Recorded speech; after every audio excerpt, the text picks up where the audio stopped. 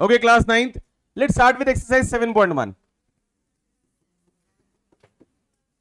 Question number 1.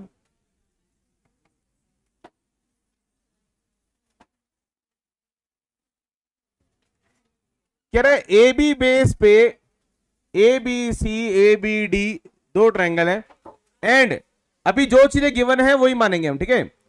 तो given क्या क्या है, ऐसे लिखना पड़ता है हमें। गिवन ए सी और ए डी इक्वल है और ए बी बाइसेक्ट करता है एंगल ए को, यानी एंगल ए के जो दो पार्ट है ना 1 और 2 ये इक्वल है, ठीक है। ए बी बाइसेक्ट कर रहा है एंगल ए को।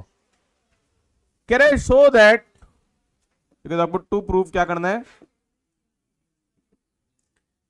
Triangle a B c is congruent to triangle a B d. अब देखो मैं यही बात कर रहा था, यहां पर क्वेश्चन ही आपको बता रहा है कि ट्राइंगल का नाम क्या रखना है, ठीक है। जब वो आपको खुद ही बता रहे हैं कि ट्राइंगल का नाम क्या रखना है तो फिर वही रखेंगे, ओके। फिर तुम्हें वो करना पड़ेगा, ढूंढना पड़ेगा, ठीक है। Okay, look here please. देखो कैसे करेंगे, इधर देखो। अब हमें पता है AC और AD इक्वल है, तो हम पहले लिखते हैं ऐसे प्रूफ में, in triangle ABC and triangle ABD दोनों में AC और AD इक्वल है, ठीक है। ये आपको गिवन है, तो हर एक के साथ में ना ब्रैकेट में लिख के बताना पड़ेगा कि आपने क्यों करा है, हर स्टेप के साथ में। एंगल 1 एंगल 2 के इक्वल है। अब ये 1 और 2 ये चीजें आप ले सकते हो अगर आपने अपने यहां पर जो क्वेश्चन में आपने डायग्राम बनाया उसमें लिखा है, तो नहीं लिखा तो नहीं ले सकते, ठीक है। तो एंगल 1 और 2 इक्वल है, क्यों? क्योंकि ए बी बाइसेक्ट कर रहा है एंगल ए को, ओके फाइन। तीसरी चीज मिसिंग है, यस दोनों में ए बी कॉमन है, ठीक है। तो a b is equal to, आपको स्कूल की टीचर्स कहती हैं एक ट्रायंगल में अगर तुम ऐसे ए बी बोल रहे हो तो दूसरे में बी ए बोला करो, ठीक है फाइन। कुछ स्कूल के टीचर्स की डिमांड पे फर्क नहीं पड़ता, ए लाइन सेगमेंट में कोई फर्क नहीं पड़ता, चाहे आप उसे ए बी बोलो चाहे उसे बी ए बोलो, वो बस मर्जी है उनकी, ठीक है। तो दिस इज कॉमन, फाइन। तो triangle a B c congruent हो गया ट्राइंगल ए बी डी के। Now what is the reason? Now we go clockwise और एंटी क्लॉकवाइज, ठीक है, कैसे भी चल सकते हो। तो हमें पता है पहले हमें मिली थी साइड, फिर मिला एंगल, फिर मिली साइड, तो साइड एंगल साइड, तो बाय SAS कॉन्ग्रुएंसी, ओके। अब अगर ये दोनों ट्राइंगल्स कॉन्ग्रुएंट हैं तो कह रहा है what do you see about BC-BD। तो देखो BC और BD, ये भी देखो BC क्या है, ये लास्ट की दो साइड्स है ना, ये BC और ये BD ये दोनों इक्वल हो जाएंगे बाय CP-CT। समझ में आ रहा है बेटा, ठीक है। अभी देखो सेकंड देखो,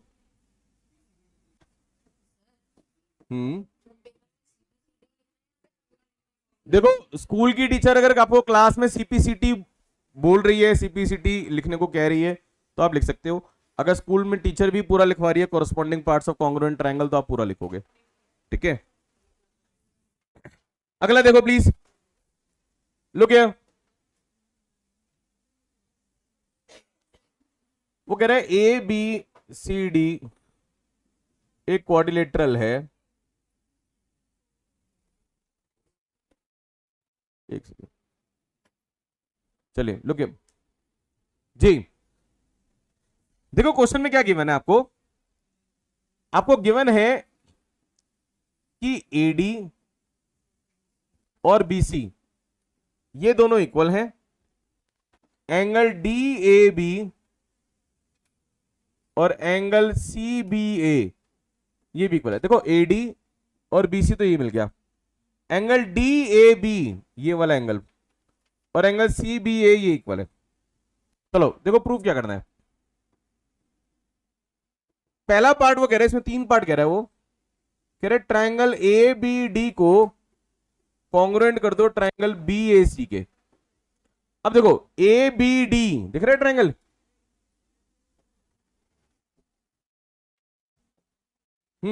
ये देखो ए बी डी ये दिख रहा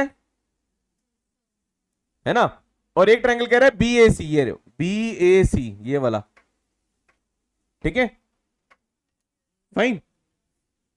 अब अगर आप इनका पाथ ही देखो कि कैसे मूव कर रहे हैं तो आपको समझ नहीं आ रहा है, एक साइड कॉमन है ना, दोनों में ए बी कॉमन है ना, ठीक है। अभी देखो करके देखते हैं। तो हम कहेंगे इन ट्रायंगल प्रूफ,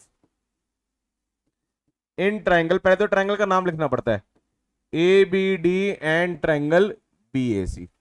नाम ऊपर से ही चुराना, अपना दिमाग मत लगाना, ठीक है। जब ऊपर को कह रहा है क्वेश्चन में बता रहा है कौन सा ट्रायंगल है तो ट्रायंगल का नाम वही उठाओ, ठीक है। अब देखो दोनों में देखो ए डी और बी सी इक्वल है, ये क्या था हमें given, angle b a d और एंगल ए बी सी ये भी इक्वल है हमें गिवन, और दोनों में ए बी क्या है कॉमन, तीन चीजें मिल गई। तो triangle A B d congruent हो जाएगा ट्रायंगल बी ए सी का बाय एस ए एस। अगर ये कॉन्ग्रुएंट हो गए तो देखो सेकंड पार्ट वो कह रहा है बी डी और ए सी इक्वल करो, तो देखो बी डी क्या है लास्ट के दो इज इक्वल टू ए सी क्या है ये लास्ट के दो, ये इक्वल हो गए ना बाय सीपीसीटी। तीसरा पार्ट कह रहा है एंगल ए बी डी को इक्वल करो बी ए सी से, तो angle a B d equal हो जाएगा एंगल बी ए सी से बाय सीपीसीटी। हो गया प्रूफ।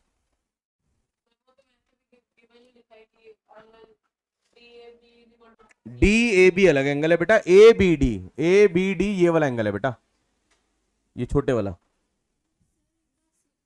ठीक है। सीपीसीटी मतलब जब ट्रायंगल्स कॉन्ग्रुएंट हो जाते हैं तो जो बाकी एंगल और बाकी साइड्स पहले इक्वल नहीं थी अब वो भी इक्वल हो जाएंगी, इसको बोलते हैं corresponding parts of congruent triangles. समझ में आ रही है बात? ओके क्लियर है। चलो अभी नोट बाद में करना, पहले एक क्वेश्चन और देख लो। ये देखो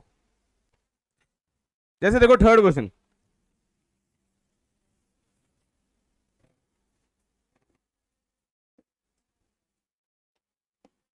वो ये मैंने फोर्थ बता दिया, चलो फिर पहले फोर्थ कर लेते हैं।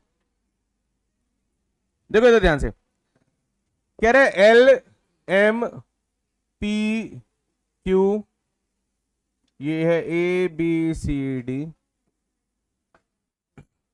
नाउ कह रहे ये दोनों पैरेलल लाइन है एल एम और पी क्यू, दो ये भी पैरेलल लाइंस है। कह रहे प्रूव करो कि ये वाला ट्रायंगल और ये वाला ट्रायंगल कॉन्ग्रुएंट है। ओके देखो कैसे करेंगे।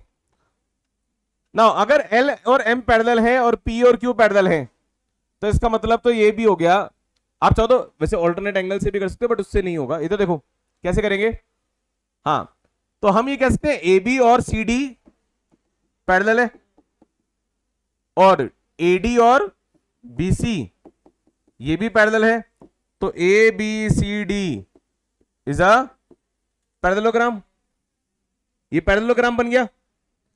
अब सुनना ध्यान से, अब लेंगे ट्रायंगल, तो हम कहेंगे in triangle A B C and triangle A D C, इन दोनों ट्रायंगल्स में देखो ए बी और डी सी इक्वल होगा क्योंकि पैरेललोग्राम की अपोजिट साइड्स इक्वल होती है ना।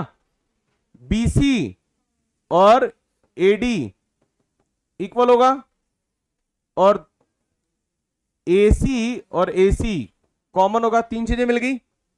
तो triangle A B c congruent हो गया ट्रायंगल ए डी सी के बाय एस एस एस। बात समझ में आ रही है? क्लियर है? बस ये करना था। पैरेलल लाइन की प्रॉपर्टीज में क्या है, इधर सुनो, एक सेकंड का फोकस चला गया यार।